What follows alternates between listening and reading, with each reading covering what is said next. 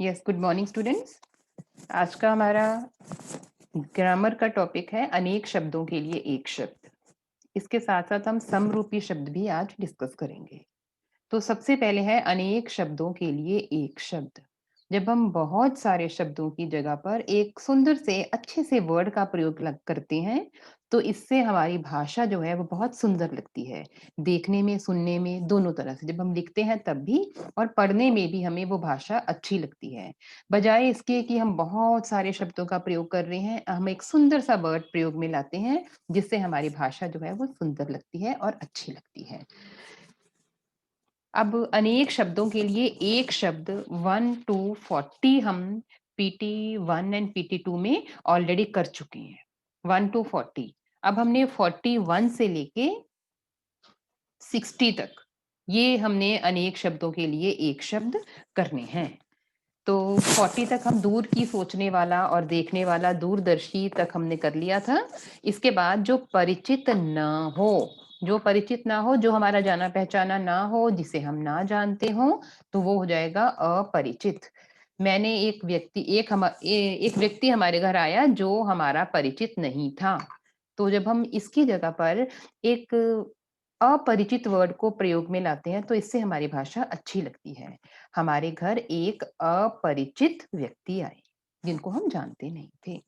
बुरे चरित्र वाला, बुरे चरित्र वाला के लिए हम एक वर्ड लिख सकते हैं दुष्चरित्र, जिसका चरित्र अच्छा नहीं है, दुष्चरित्र। जो जांच पड़ताल करे, जो जांच पड़ताल करे, निरीक्षक। जैसे आपकी नोटबुक्स चेक होती हैं तो निरीक्षण, उनका निरीक्षण होता है, तो निरीक्षक जो करता है, निरीक्षक। देश भर में भ्रमण करना, देश में घूमना फिरना, जिसको हम टूरिज्म कहते हैं, देशाटन। क्या बोलेंगे? देशाटन। ग्राम में रहने वाला, ग्रामीण। वर्ष में होने वाला, जो चीज वर्ष में एक बार हो रही है, जैसे आपकी वार्षिक परीक्षा है, वो वार्षिक परीक्षा वर्ष में एक बार होती है, तो उसको हम कहेंगे हमारी वार्षिक परीक्षा मार्च में है। हमारी वर्ष में एक बार होने वाली परीक्षा मार्च में है, ये बड़ा अटपटा सा लगता है। तो जब हम सिंपल सा बोलते हैं कि हमारी वार्षिक परीक्षा मार्च में है, तो जो हमारी भाषा है वो बहुत अच्छी हो जाती है। भाषा जो है वो संक्षिप्त हो जाती है जब हम इन विचारों को, इन शब्दों को अपनी भाषा में लाते हैं। अपने देश से संबंधित, राष्ट्रीय। समस्त विश्व से संबंधित, अंतरराष्ट्रीय। जिसके आर पार देखा जा सके, ट्रांसपेरेंट या पारदर्शी। जैसे शीशा है, तो जिसके आर पार देखा जा सके वो पारदर्शी। जिसके आर जो मिरर है वो पारदर्शी नहीं है, क्योंकि जिसमें हम अपना फेस देखते हैं वो पारदर्शी नहीं है। जिसके आर पार देखा जा सके, पारदर्शी। जैसे खिड़की का शीशा होता है वो पारदर्शी। जो सगा भाई हो, सगे भाई को हम क्या कहेंगे? सहोदर। शुभ का चिंतन करने वाला, शुभ अच्छा, हमारा अच्छा भला सोचने वाला, शुभ सोचने वाला, या हमेशा अच्छी बातों को, शुभ विचारों को मन में लाने वाला, शुभ चिंतक। बहुत बोलने वाला, वाचाल। जो बहुत बोलता है उनको एक विशेषण दे दिया जाता है कि ये तो बहुत वाचाल है, बहुत बोलता है। हाथ से लिखा हुआ, हस्तलिखित। हाथ से लिखा, हस्तलिखित। मांस खाने वाला, मांसाहारी।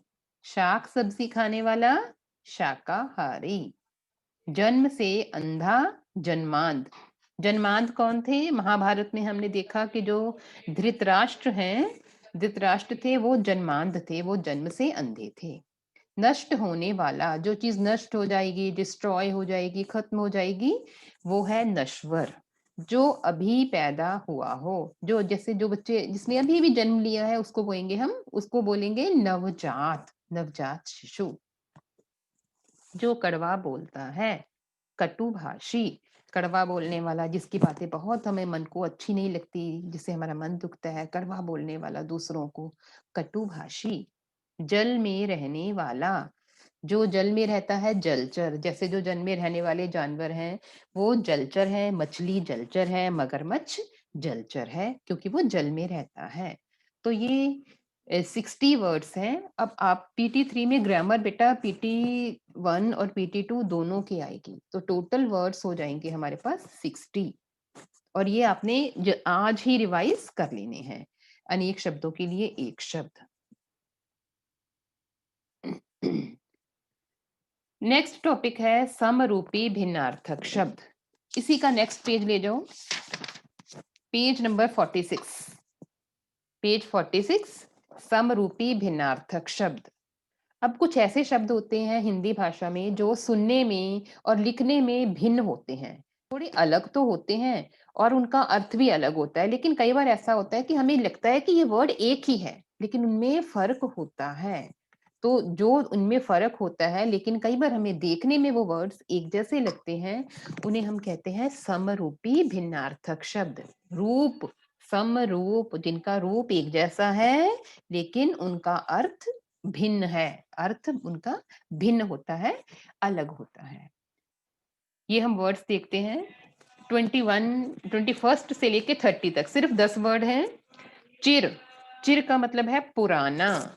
चिरकाल से, बहुत समय पहले से ये रीत चली आ रही है, चिरकाल से। चिर का मतलब ही होता है पुराना।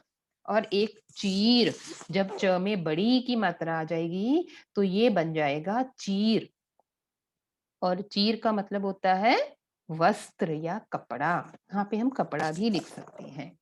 बहु, बहु का अर्थ है बहुत ज्यादा, बहु। और एक बहु छोटी मात्रा वाला है तो बहु ज्यादा, बहुत। और अगर बड़ी मात्रा लगी है तो वो वधु बन जाएगा। वधु का मतलब बहु, जैसे किसी घर की कोई बहू होती है तो वो वधु या बहु। दिन, दीन, दिन दिवस या दिन। और दीन, और दीन गरीब, दीन गरीब। लक्ष्य, लाख, 1 लाख। और लक्ष्य, उद्देश्य, क्या ऑब्जेक्टिव है हमारा। फन, गुण, टैलेंट। अगर नीचे बिंदी है तो ये फ है, और बिंदी नहीं है, फ है, तो ये सांप का फन, जैसे सांप का फन होता है उसको हम कहते हैं। भवन, मकान, कोई भी इमारत, भवन। और भुवन, संसार, संसार के पर्यायवाची। सुधि, याद, मुझे तुम्हारी सुधि आई, याद आई। और सुधि, विद्वान। सुधि बड़ी मात्रा है तो ये विद्वान है, और अगर छोटी मात्रा है तो ये याद है। जरा, थोड़ा। जरा, बुढ़ापा, जरा थोड़ा सा, और जरा बुढ़ापा, उस पर जरा आ गया, बुढ़ापा आ गया। मुझे जरा सा पानी दे दो, थोड़ा। मूल, जड़, मूल, जड़, किसी चीज की, पेड़ की जड़, उसकी जड़ में है ये है। और मूल्य, कीमत, प्राइस। परिणाम, फल। परिमाण, मात्रा। परिणाम फल या नतीजा, और परिमाण मात्रा, क्वांटिटी। जो हमने परिमाण वाचक विशेषण किया था वो मात्रा से संबंधित है। तो ये 1 to 30 समरूपी भिन्नार्थक शब्द आपने रिवाइज करने हैं, और यही हमारे PT3 के सिलेबस में है।